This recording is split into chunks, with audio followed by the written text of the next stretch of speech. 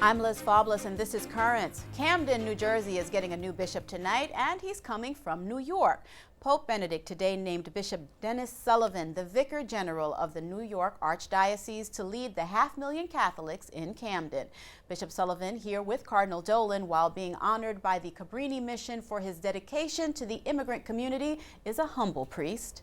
I was very surprised and very touched by that they would think of me as a recipient of the medal, so I was very touched by that.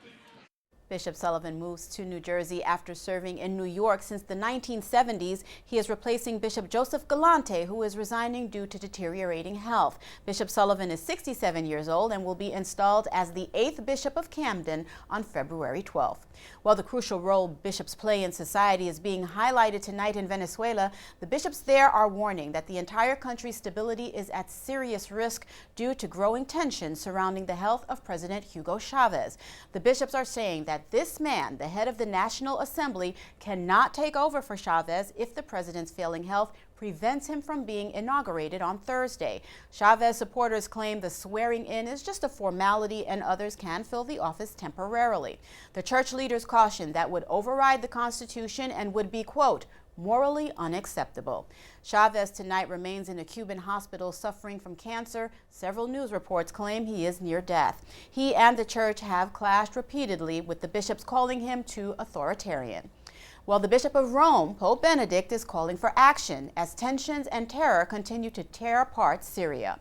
At a summit meeting with more than 180 ambassadors from around the world, the Holy Father condemned the endless slaughter and dreadful suffering in the country after 21 months of civil war. He repeated that the need for a ceasefire is immediate, and he strongly urged the ambassadors to be in touch with their capitals so that emergency aid is made available to ease the grave humanitarian crisis in Syria. The Holy Father laments that the conflict will know no victors, only the vanquished. But neither side seems to be listening. We reported yesterday that the president, Bashar al-Assad, is promising a fight to the finish. The rebels, led by the fearsome group known as al-Nusra, are pledging to overthrow him. Now, we first reported weeks ago that al-Nusra is nothing but another name for the terrorists of al-Qaeda. Tonight, a new government report confirms that development. It is huge, devastating attacks like this that have catapulted Jabhat al-Nusra to its status as most effective rebel force in Syria. In many places in Syria, if you go, people they think the most effective secret weapon against the Syrian regime, the Shabiha and the army, it's al-Nusra fighters. Bonotman is himself a former jihadist, now the leader of a London-based think tank. He says al-Nusra may have no more than 5,000 fighters, but its leaders have plenty of experience because they fought with al-Qaeda in Iraq. They're running the war on behalf of Jabhat al-Nusra, and most of the leaders now of Jabhat al-Nusra, they came from that hardcore network. The report, based on sources with ties to al-Nusra, says the group is deliberately playing down links with al-Qaeda. There's no point to mention al-Qaeda name when your main strategic aim, it's already been defined as to create and establish an Islamic State in Syria after the fall of the al-Assad regime. Hardened fighters with secure networks and ready to work with other rebel groups. Al-Nusra is proving tactically smart. In Aleppo, for example, warning other rebel units not to race in as Assad troops made tactical withdrawals. They insist about that, and they beg everybody, just please don't attack the city itself. We don't need to do that because we will take the burden of feeding and running the life of the about 5 or 6 million of the population, and we cannot do that. And they think this is, a gift for the regime. Until now, al-Nusra has closely followed the al-Qaeda in Iraq playbook, using assassinations and suicide car bombs. But it has also begun to use, according to Bonotman, remote-controlled car bombs, one used last week to attack a government airbase. We might experience in the future some kind of attacks in certain capitals in the world, because it's a very, very serious issue, to use, let's say, unmanned cars without a driver, and it's still like an explosive car. Nadabakos spent years in Iraq tracking al-Qaeda for the CIA and shares Bonotman's concerns. implications that they could then take some of their tactics and deploy them into other regions and possibly within other places within the Middle East, Europe. The longer the war in Syria goes on, she says, the stronger al-Nusra's Syrian and regional networks will become. Time is of the essence on how strong of a foothold the extremists are going to have inside of Syria. And time is what Benotman says al-Nusra is playing for. Very comfortable with this situation because while they are fighting, they will have more chance using this time to build and expand the structure of the group. With no sign of any meaningful compromise on anyone's agenda, al-Nusra have much to be grateful for. And as the Holy Father makes clear, nothing in the war is deserving of gratitude, and as he warns, soon nothing will be left but a field of ruins. That's the stark reality facing the refugees from the fighting, especially the young. Yesterday we heard the words of a young girl, tonight a 12-year-old boy. أنا اسمي مرعي من علي رجول عمري 12 سنة أنا من عزيز عندي 5 بنات 5 أخوة و5 صبيان ما في كهرباء ولا ما في مي مقطوعين من الحواجز أنا أبوي وأمي ميتين ضربتهم طيارة حلب أنا أبوي مات بحلب جيت أمي لهون بعدين مات ضربتها الطيارة هون أبوي كان صايم وطلعان من الجامع قام زتت برميل وصاي يطير ضربته مات أمي بعد خلص رمضان ب3 أيام من الشاش هذه ضربتها الطيارة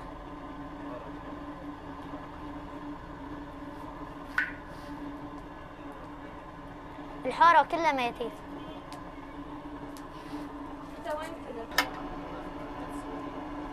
الطيران عم يضربنا برجمات الصواريخ كل نهار بزت علينا صاروخ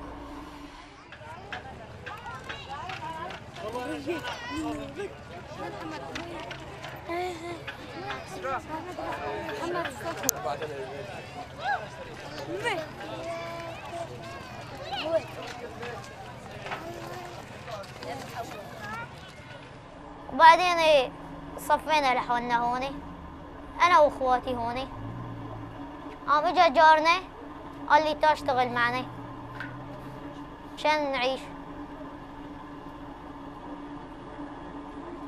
كلها صغار حالتنا صعبة ما في غير انا عم بشتغل جيراننا عم طلعوا علينا كل يوم بيجي علينا واحد طلع علينا اوقات عم ننام من دون خبز.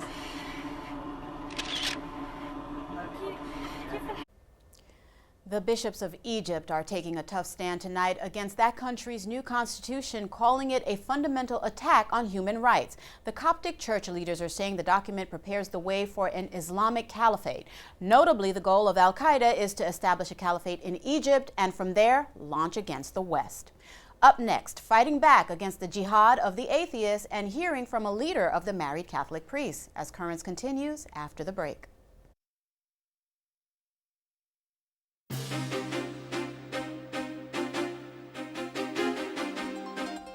Welcome back. The lawsuit happy atheists are at it again, this time threatening a school in Ohio and their portrait of Jesus. But now the people and the school are fighting back. The picture hangs in the Jackson Middle School's Hall of Honor. The atheists claim it's an endorsement of religion. Hundreds of parents and the city school superintendent say that's nonsense. For anyone to insinuate that this picture would cause someone to be excluded is really a reach. It's not something that we're trying to force on any of our students. I'm going on about our normal daily activities of trying to educate students the best we can, and we'll see what happens from here. The portrait has been hanging in the school since 1947. Meantime, Catholic schools in France are in a fight with the country's president. He wants them to stay silent about the plan to legalize same-sex marriage in the country and not oppose the proposal. And a politician in Spain says a bishop there should be, quote, muzzled for arguing that men and women are different. The church teaches that marriage should only be between a man and a woman, and they are different while being complementary. The church also teaches that priests cannot marry and are to remain celibate, but there is an exception. Last year, Pope Benedict established a path for Anglican clergy to join the church, become Catholic priests. Many of these newly ordained priests are married. Monsignor Jeffrey Steenson is their leader in the U.S. We're grateful for the Holy Father allowing us to come into Catholic ministry. We're not advocating for a change in the discipline of celibacy.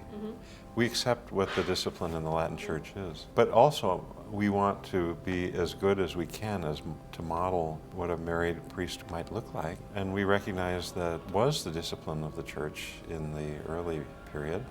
So we're just trying to be faithful. That's all we're trying to do. To be good husbands, to model a good family life, and whatever the Catholic Church ultimately discerns about this question, we accept it. Pope Benedict took the step of welcoming Anglicans disaffected by the direction of their church as part of the journey toward Christian unity. Meantime, the Vatican is not happy with the right-wing bishop who's ripped open a wound between Catholics and Jews. Bishop Bernard Fillet heads the Radical Society of St. Pius X. They've split with Rome because they reject the Second Vatican Council. The bishop was caught on tape saying that the Jews, because they too support Vatican II, are, quote, enemies of the church. Now the Vatican spokesman says it's unacceptable and impossible to define Jews as enemies of the church. In fact, when Jesus was born, he was a Jew. On Sunday, we celebrated the Feast of the Epiphany, the moment when the non-Jewish world, represented by three kings, discovered the Savior. Now the Vatican's astronomer argues that not only were the Magi kings who followed a star to the infant Jesus, they probably were scientists too.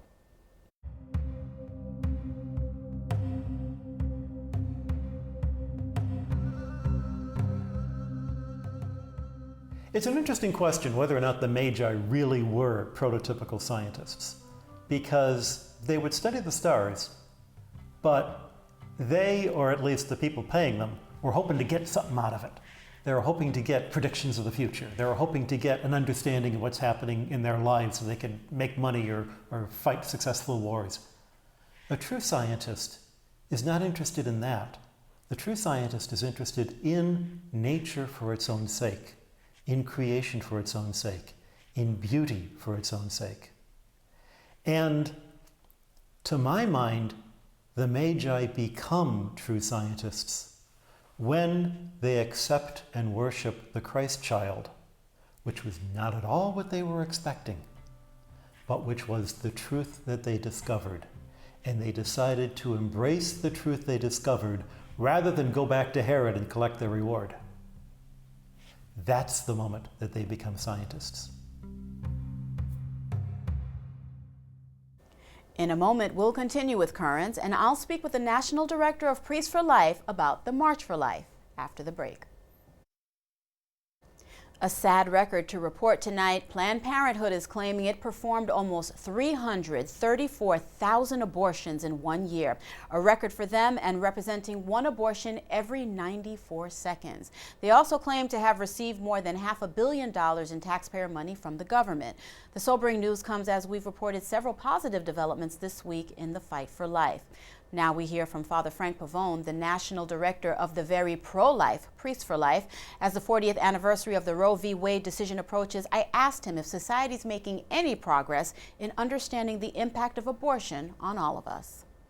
We've made tremendous progress in understanding the impact of Roe, very often against our will. And what I mean by that is that even people who want to ignore the abortion issue, and it's certainly very common for people to want to do that, nevertheless find themselves face to face with the negative impact of this decision, whether it's in the hurting tears of a friend who's been through an abortion, or whether it's through the fears of a young person who realizes that he or she is a survivor of abortion or has lost siblings, or whether it's through the real corruption that occurs in the in the very meaning of key professions in our society, such as the medical and legal professions that have really been damaged by Roe v. Wade. Most Americans, most Catholics, still do not know exactly what Roe v. Wade said, for instance, that it did allow abortions throughout pregnancy, but nevertheless, the impact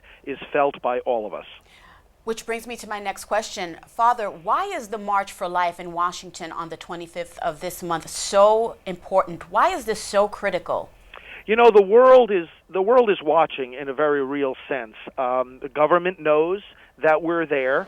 I talk to people within all the branches of government, including at the highest levels of the Supreme Court. They know clearly that we are there, and they're watching. They're watching to see whether we as a movement, we as a church, will persevere in this great struggle. They're watching to see if there are going to be fewer or more of us.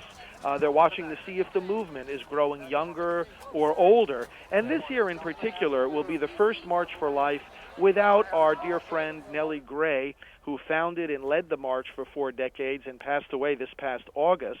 And you know, that I think will be a motive for many people to come who may not have come before, just to show that that in memory of Nellie and following her constant example and faithfulness, that they will make sure this march continues until every unborn child is protected. Father, I have a couple of questions based on your last comment. There will certainly, of course, be a void that no one person or thing can fill without her there. But are there plans to honor her memory? With the continuation of the march, of course, that's an important part of her legacy, which lives on. Are there any plans to do a greater honor to her memory? And the second part of my question is, what do you expect the government will not only see, but maybe begin to understand about this particular March for Life? Well, as far as Nellie goes, I will be leading a prayer service. It will be a very large interdenominational service the morning of the march. And in fact, I want to encourage all our listeners who are going to the march or who know people who are going to join us first for prayer. It will be Friday morning. It will start at 8:30 in the morning. It will be at Constitution Hall. And the website for this prayer service is very simple. It's nationalprayerservice.com. And all the details will be there. Part of the service, which will be attended by dignitaries from many different denominations, is going to be a special tribute and memory and prayer for Nellie Gray. And then, of course, at the rally itself, certainly Nellie's memory will be honored there as we prepare to undertake the march.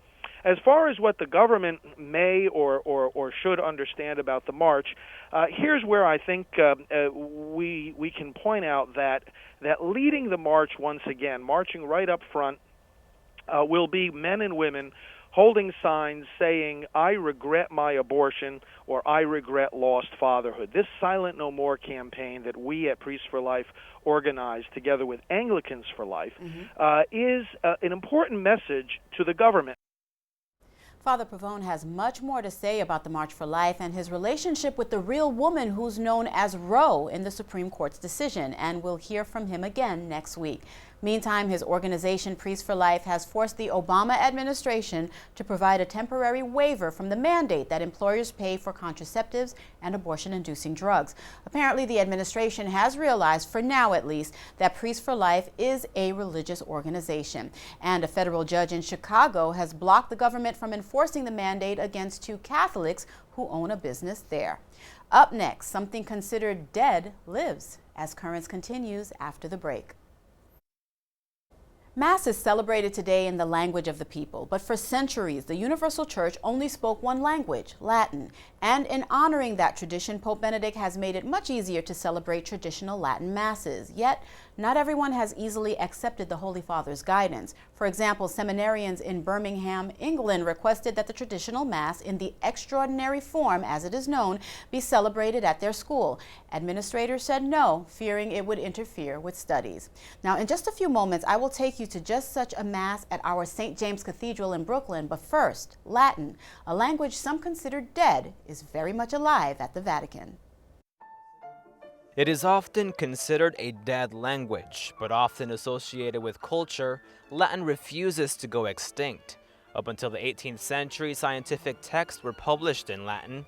Nowadays, its main use comes in Vatican official documents and in at least 2 radio stations, Finland's YLE and Bremen Radio in Germany. But according to the new secretary for the Pontifical Academy for Latin, assuming that the language is dead is wrong. La lingua latina The Latin language is alive because many people study it and helps them cultivate their thoughts and better their lives. At the same time, it is a language that in some aspects of the written and spoken word, it is still in use. Latin has always had close ties to the church. Though it is no longer common to hear Mass in Latin, some of the words and terms are similar to today. For the Pontifical Academy for Latin, the language is best for theology. It is a very democratic language because it is international. Latin has fixed structures and is particularly adept to express and set concepts with dogmatic theology. Latin is an aesthetically beautiful language, and when in use, it is the phonetic equivalent of ornate and harmonious architecture. The Pontifical Academy for Latin began their work on November 21st. It will organize scientific and educational events to promote the study of Latin. The Academy will also offer language courses and host conferences and artistic events to show the language has not died. For centuries, history, tradition, and sacred ritual have helped define Catholicism and build the Church Universal brick by brick. Well, today at the Cathedral Basilica of St. James, we get a very rare look at one of the ancient traditions that are the cornerstone of the Catholic Church. A Latin Mass celebrated by His Excellency Athanasius Schneider. For many, the language of the pontifical liturgy was unfamiliar. Now, this departure from the vernacular notwithstanding, one thing all the faithful in attendance did comprehend. This extraordinary tradition, rich in symbolism, has long been the foundation upon which each Catholic Mass is celebrated.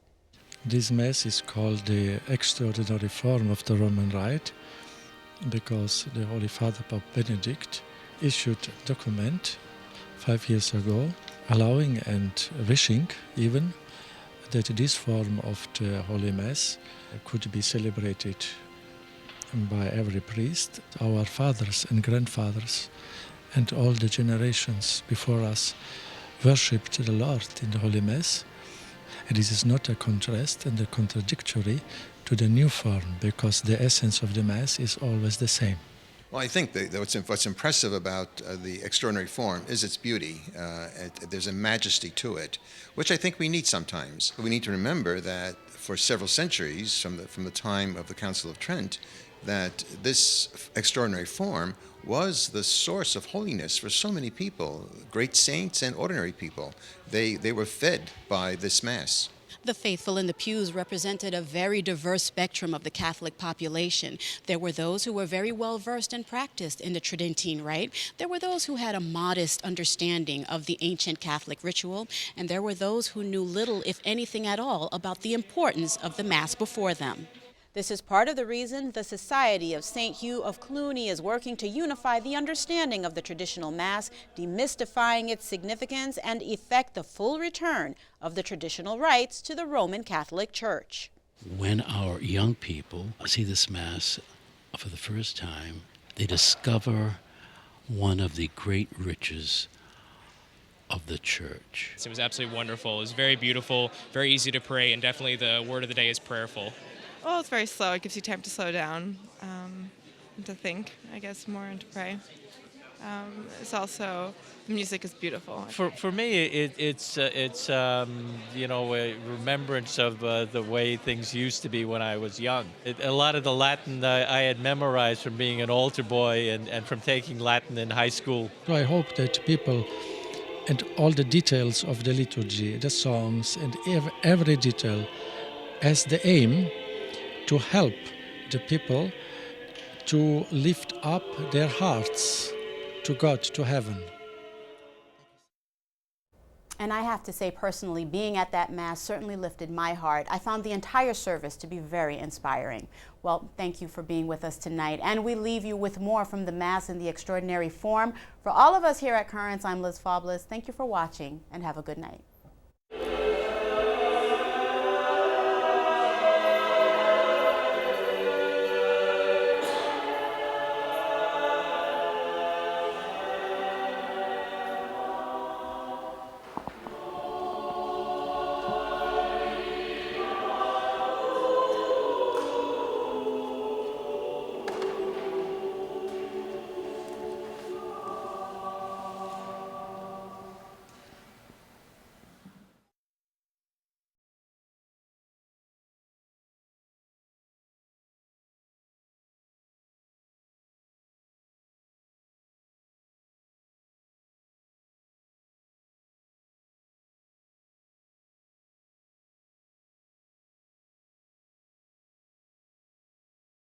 I'm Liz Faublas. Tonight on Currents, the gun debate in Washington and on the streets of Cairo, the fight for life as the March for Life draws near, and turmoil in the world's most dangerous place. That and much more tonight on Currents.